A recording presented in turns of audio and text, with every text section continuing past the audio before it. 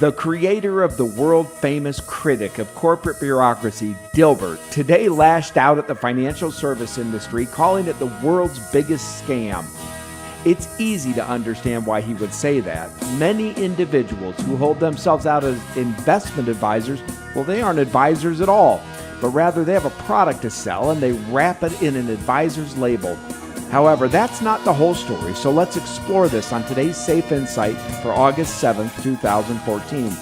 The Society to Advance Financial Education holds a clear position that all people should become financially literate and therefore be able to intelligently invest their hard-earned savings so that it accommodates the needs they have. With that said, though, the Society has also acknowledged the benefit of employing a true advisor to help you achieve those financial goals.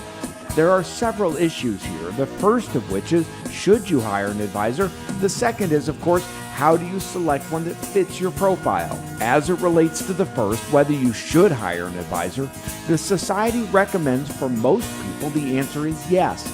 The reason is that most people don't find economics and finance to be all that interesting, and they're likely, therefore, to be less diligent when it comes to monitoring their capital.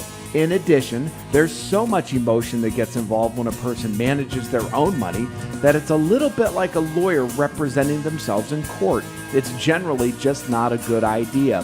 Finally, most people don't truly have an aptitude for disciplined investing. Numbers aren't that interesting to them. And most people simply don't want to commit the time and energy necessary to fully oversee their portfolios. There are more reasons, but there is ample evidence that investors should hire competent counsel. The question then becomes one of which advisor to hire. This is related directly to the accuracy of Dilbert. Many advisors aren't advisors at all. They're simply product salespeople. Now that's not always bad, but you have to know which group you're dealing with.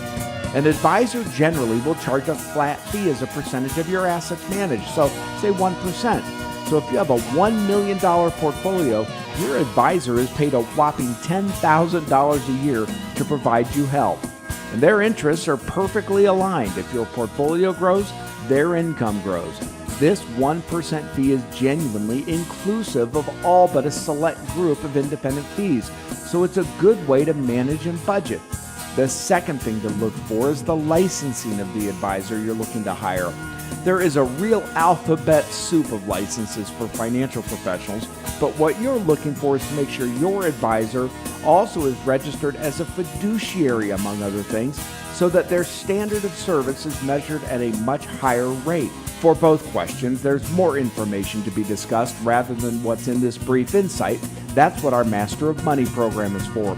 But these two questions, should you hire an advisor and which advisor should you hire, are the right questions to ask, and you should make sure you're satisfied with your answers before taking any action, whether Dilbert says so or not.